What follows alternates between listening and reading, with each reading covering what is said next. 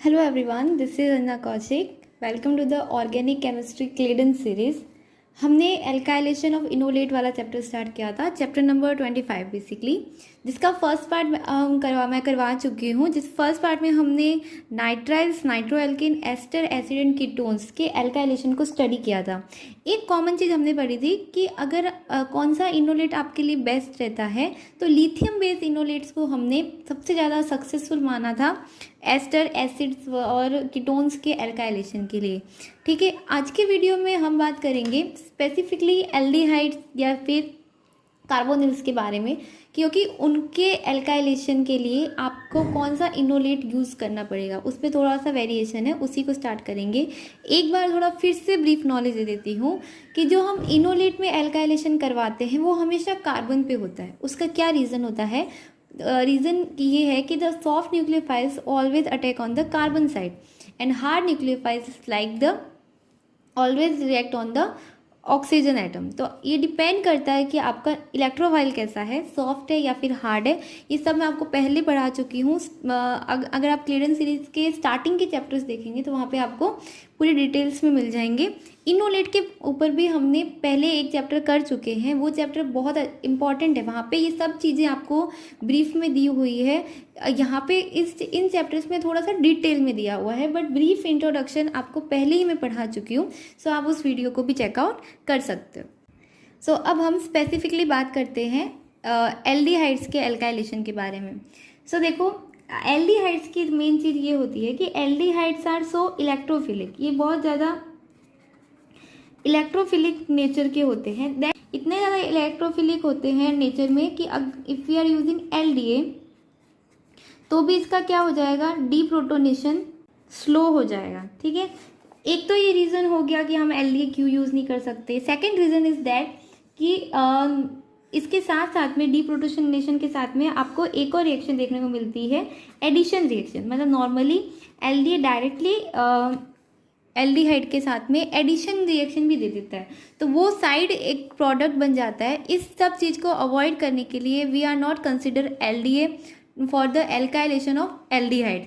सो LDA enolates को हम use नहीं कर सकते। So basically we are using some specific enolates, specific enol equivalents हम यूज़ करते हैं which we are using for the alkylation of aldehyde and ketones basically. तो इसके लिए हम बेसिकली तीन तरह के आपके यहाँ पे पढ़ेंगे, 3 टाइप ऑफ इनोलेट्स को पढ़ेंगे। फर्स्ट आर इनेमीन्स,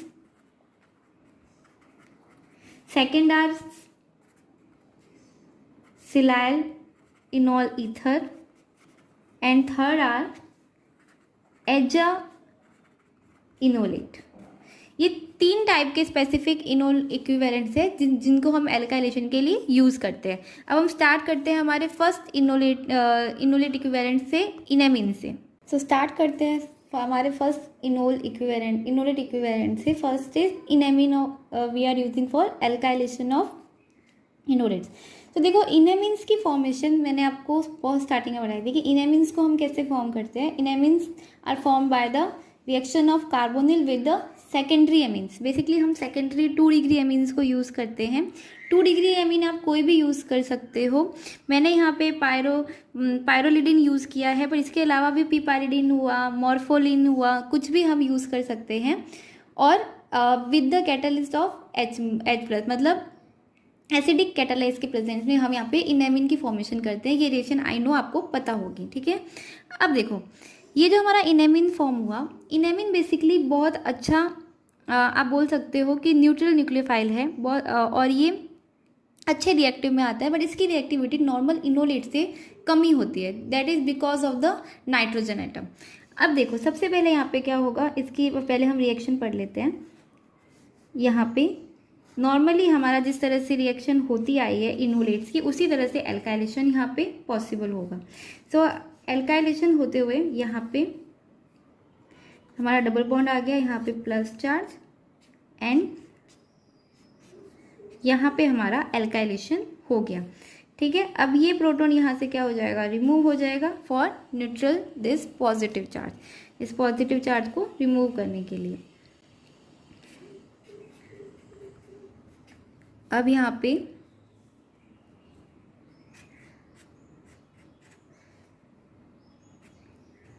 ये हमारा फिर से क्या आ गया, इनेमिन आ गया, ठीक है, पर एल्काइलेशन हो गया। अब सेकेंड स्टेप में हम यहाँ पे क्या कर रहे हैं, हाइड्रोलाइसिस करवा रहे हैं। हाइड्रोलाइसिस क्या करता है आपको पता होगा, ये भी हम पढ़ चुके हैं। हाइड्रोलाइसिस के थ्रू आपका जो ये पूरा इनेमिन फॉर्मेशन हुए वो रिमूव हो जाएगा और आपको फिर से अपना कार्बोनिल कंपाउंड देखने को मिल जाएगा। सो बेसिकली हाइड्रोलाइसिस हम इस पूरे ग्रुप को रिमूव करने के लिए करवाते हैं। तो ये पूरा इसका रिएक्शन मैकेनिज्म हुआ। इस रिएक्शन मैकेनिज्म में एक बात आपको पता चली होगी कि फर्स्ट ऑफ ऑल तो इसमें हम क्या यूज़ करवाते हैं, हाइड्रोलाइसिस करवाते हैं। इनका एल्काइलेशन नॉर्मली ही होगा। सेकेंड थिंग ये है कि इनके एल्काइलेशन के टाइम, मतलब इस रिएक्शंस के टाइम पे हम या तो हाई टेम्परेचर को यूज़ करते हैं या फिर हमारी लॉन्ग रिएक्शंस होती है, लॉन्ग प्रोसेस रिएक्शन होती है, टाइम इसमें ज़्यादा लगता है, ठीक है। वो इसलिए होता है क्योंकि ये compare to the other enolates, normal enolate के कंपेयर में लेस न्यूक्लियोफिलिक होते हैं। और अगर हम एलडीए यूज़ करते थे वहाँ पे -78 डिग्री सेल्सियस पे रिएक्शन होती थी। अब एक दो एग्जाम्पल्स की बात कर लेते हैं। एग्जाम्पल्स ही बेसिकली मेन है। रिएक्शन प्रोसेस तो मैंने आपको समझाई दी है, एग्जाम्पल्स को प्रैक्टिस करना जितना हो सके, ठीक है। सभी एग्जाम्पल क्लियर के वैसे भी इंपॉर्टेंट होते हैं। तो देखो फर्स्ट टू एग्जाम्पल आपको सिंपली समझ में आ रहा होगा। मैंने starting product same, reactant same ही लिया है। हमारा इनेमिन है, इनेमिन पे हम क्या करवा रहे हैं, एल्काइलेशन करवा रहे हैं। टाइमिंग मैंने आपको बताई दी। और सेकंड प्रोसेस में हम यहाँ पे क्या करवा रहे हैं, हाइड्रोलाइसिस करवा रहे हैं। सो बेसिकली आपको क्या मिलेगा, सिंपली आपको एल्काइलेटेड यहाँ पे अपना प्रोडक्ट देखने को मिलेगा, दिस, ओके। और ऐसे ही यहाँ पे फिर से हमें एल्काइलेटेड अपना प्रोडक्ट यहाँ पे देखने को मिलेगा, दिस। तो ये एक दो एग्जाम्पल्स है जो इम्पॉर्टेंट होते हैं। नेक्स्ट एग्जाम्पल देखते हैं। नेक्स्ट एग्जाम्पल देखो, थोड़ा सा ध्यान देना यहाँ पे। इसमें मैं आपको दो कंसेप्ट बताऊंगी इस एक एग्जाम्पल के थ्रू। फर्स्ट कंसेप्ट तो ये है कि मान लो कि आपका कार्बोनिल ऐसा है या जो एसिमेट्रिक है, मतलब दोनों साइड के ग्रुप्स डिफरेंट डिफरेंट है, तो आपका इनेमिन कहाँ पे फॉर्म होगा और कहाँ से अटैक करेगा, तो ये डिपेंड करता है इसके स्टेरिक हिंड्रेंस पे। जहाँ पे लो स्टेरिक हिंड्रेंस होता है वहीं इनेमिन की फॉर्मेशन होती है। जैसे कि यहाँ पे देखो, यहाँ पे स्टेरिक हिंड्रेंस कम है, यहाँ पे ज़्यादा है, इसलिए इनेमिन यहीं पे फॉर्म होगा ताकि ये इजीली रिएक्ट कर सके। तो एक कॉन्सेप्ट तो ये हो गया यहाँ पे, ठीक है, कि यहाँ पे ये कैसे साइड पे अटैक करेगा, लेस हिंडर्ड साइड, ठीक है। नेक्स्ट कंसेप्ट देखना है यहाँ पे कि ये जो हमारा ग्रुप है एल्काइलेशन के लिए, हम जो ग्रुप यूज़ कर रहे हैं, इस पे देखो ये दोनों प्रोटॉन्स कैसे हैं, एसिडिक प्रोटॉन है, ठीक है। So if we are using a strong base, अगर हमने कोई बहुत ऐसा न्यूक्लियोफाइल यूज़ कर लिया जो न्यूक्लियोफाइल भी है पर बहुत अच्छा स्ट्रॉन्ग बेस है, तो वो क्या करेगा, ये एल्काइलेशन छोड़ के और क्या करवा देगा, यहाँ पे डीप्रोटोनेशन, यहाँ से इसका ये एसिडिक प्रोटॉन को रिमूव कर लेगा। तो इस कंडीशन को प्रिवेंट करने के लिए हम यहाँ पे इनेमिन फॉर्मेशन यूज़ करते हैं। दैट्स क्यों करते हैं, क्योंकि इनेमिन्स की ये खासियत होती है कि ये न्यूक्लियोफाइल की तरह बिहेव तो करते हैं, बट इनका कैसा नेचर होता है, लेस बेसिक, बहुत कम बेसिक नेचर के होते हैं। इसलिए इस तरह के अगर एल्काइलेशन आपको करवाने हैं जहाँ पे आपको इन प्रोटॉन से रिमूवल का डेंजर है, तो आप इस इनेमिन्स को यूज़ कर सकते हो। बात करते हैं इनेमिन्स की प्रॉब्लम के बारे में। हर इंसान में कोई ना कोई कमी होती है, तो उसी तरह हर रिएक्शन में भी कोई ना कोई कमी होती है, ठीक है। तो इनेमिन्स के साथ में ये प्रॉब्लम आती है कि ये सिर्फ रिएक्टिव एल्काइलेटिक एजेंट्स के साथ में ही एल्काइलेशन देते हैं। फॉर एग्जाम्पल ये एलाइलिक हैलाइड, बेंजाइलिक हैलाइड या फिर अल्फा हेलो कार्बोनिल्स जो कि रिएक्टिव है, मतलब उनके पास में कोई ना कोई स्टेबलाइजिंग ग्रुप है जो उसको और ज़्यादा रिएक्टिव बनाता है उस एजेंट को। पर अगर हम लेस रिएक्टिव एजेंट ले, जैसे कि हम नॉर्मल हमारा एल्किल हैलाइड ले लेंगे, तो उसकी रिएक्टिविटी कम होती है। तो उस टाइप के जो रिएजेंट्स होते हैं वो क्या करते हैं, एन एल्काइलेशन दे देते हैं। मतलब अब देखो नाइट्रोजन के पास में लोन पेयर तो है ही, तो ये डायरेक्ट यहाँ पे अटैच कर लेता है, ठीक है। तो यहाँ पे किसका एल्काइलेशन हो गया, नाइट्रोजन का एल्काइलेशन हो गया। और आफ्टर द वोल रिएक्शन आपको क्या मिलेगा, स्टार्टिंग कंपाउंड यानी कार्बोनिल आपको मिल जाएगा, कोई रिएक्शन नहीं होगी। तो इसलिए मोर इम्पॉर्टेंट थिंग ये है कि आपके इनेमिन्स किस तरह के रिएजेंट्स के साथ में रिएक्ट करेंगे, ये आपके दिमाग में क्लियर कंसेप्ट होना चाहिए, ठीक है। अब इसका एक और एग्जाम्पल देख लेते हैं, ठीक है। एक एग्जाम्पल मैं आपको कैप्सूल कोर्स में दूंगी, ठीक है। एक एग्जाम्पल और यहाँ पे देख लेते हैं।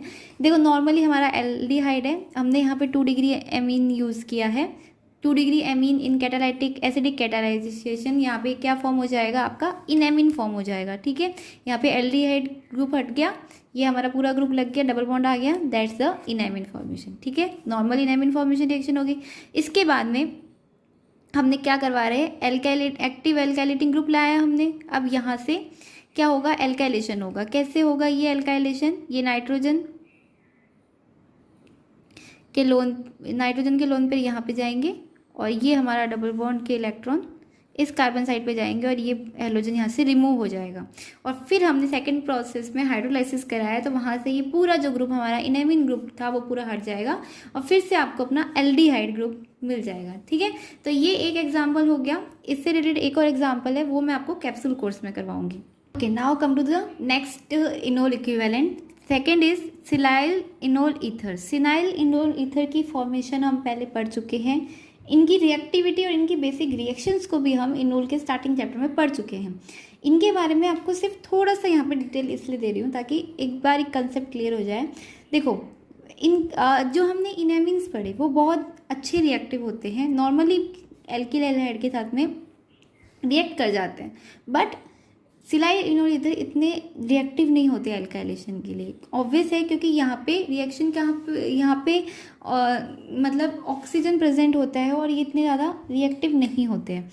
तो इनके लिए आपको रिक्वायरमेंट होती है एक ऐसे मतलब आपके इलेक्ट्रोफाइल की जो बहुत मतलब पूरा ही इलेक्ट्रोफाइल बहुत ही ज़्यादा इलेक्ट्रोफिलिक नेचर का हो, और आप बहुत ऐसा इलेक्ट्रोफाइल आपको नीड होता है जो इलेक्ट्रोफाइल बहुत स्ट्रॉन्ग हो, ठीक है।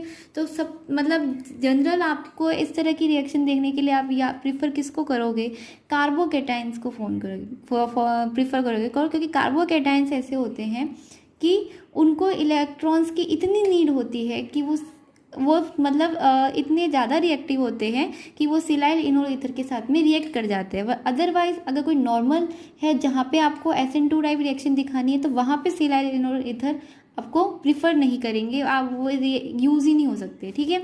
तो ये इसके लिए की स्टेप है। अगर आपको इस तरह की रिएक्शन दिखती है तो ही ये रिएक्शन होगी, अदरवाइज नहीं होगी, ठीक है। तो बेसिकली हम इसके लिए कोई भी लुईस एसिड को यूज़ करते हैं, जैसे कि हम कोई भी एल्किल हैलाइड यूज़ करते हैं। Basically most stable carbocation 3 degree carbocation होते हैं, तो हम हमेशा 3 डिग्री कार्बोकेटाइन फॉर्मेशन को प्रीफर करते हैं, जैसे कि TiCl4 हुआ या फिर SnCl4 हुआ। ये सभी लुईस एसिड्स है। ये इजीली क्या कर देते हैं, हेलोजन को रिमूव कर देते हैं। After the removal of halogen यहाँ पे हमारा कार्बोकेटाइन फॉर्म हो जाता है जो इजीली हमारे सिनाइल इनोल ईथर के साथ में रिएक्ट कर जाता है, और नॉर्मल आपकी एल्काइलेशन की जो रिएक्शन होती है वही मैकेनिज्म से होगी। रिएक्शन मैकेनिज्म में आपको कोई दिक्कत नहीं आएगी, आपको सिर्फ इसका रिएजेंट पता रखना है कि ये किस टाइप के इलेक्ट्रोफाइल्स के साथ में रिएक्शन देंगे। नेक्स्ट बात करते हैं एजा इनोलेट्स की। सो एजा इनोलेट जो होते हैं वो SN2 मैकेनिज्म से रिएक्शन करते हैं, मतलब इनका पाथवे SN2 होता है, ना कि SN1 होता है जो अभी हमने पढ़ा था कार्बोकेटाइन के साथ में, वैसे रिएक्ट नहीं करते।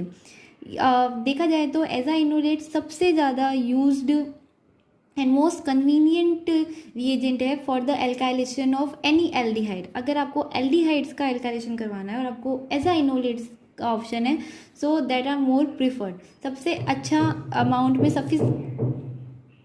सबसे अच्छी अमाउंट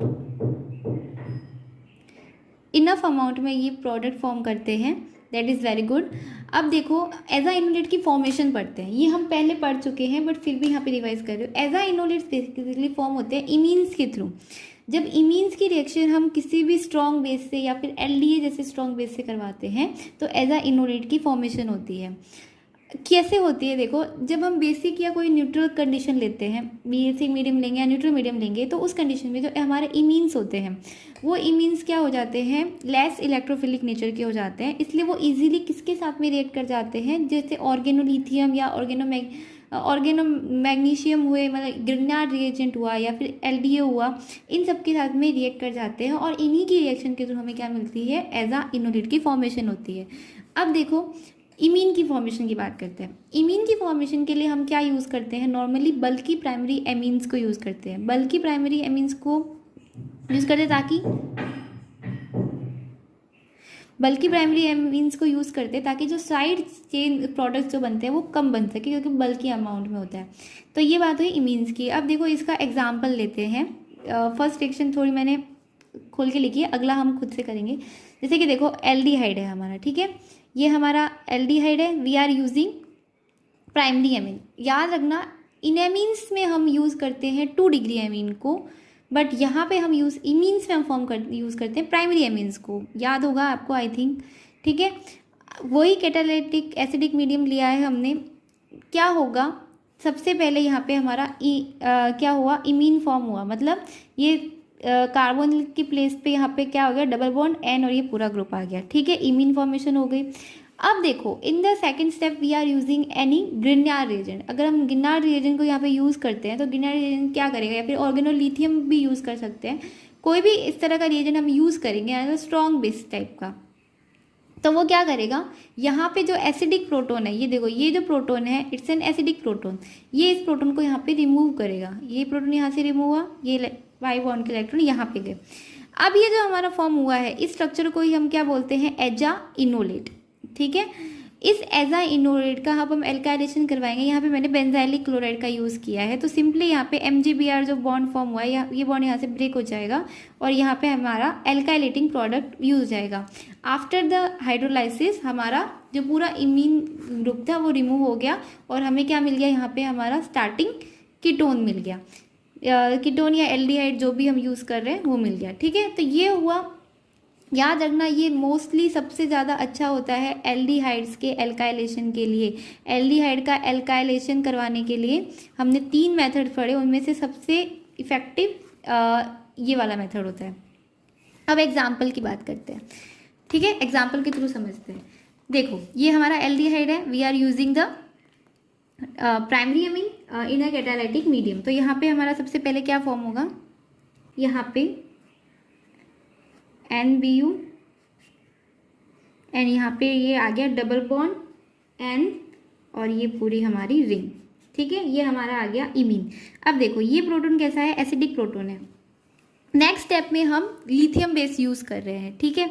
तो यहाँ पे हमने जो लिथियम बेस यूज़ किया मतलब R2NLi, ठीक है, ये हमने यहाँ पे यूज़ किया। तो ये क्या करेगा, ये यहाँ से इस प्रोटोन को रिमूवल करवाएगा एंड ये प्रोटोन यहाँ पे जाएगा, इस नाइट्रोजन पे गए इलेक्ट्रॉन्स।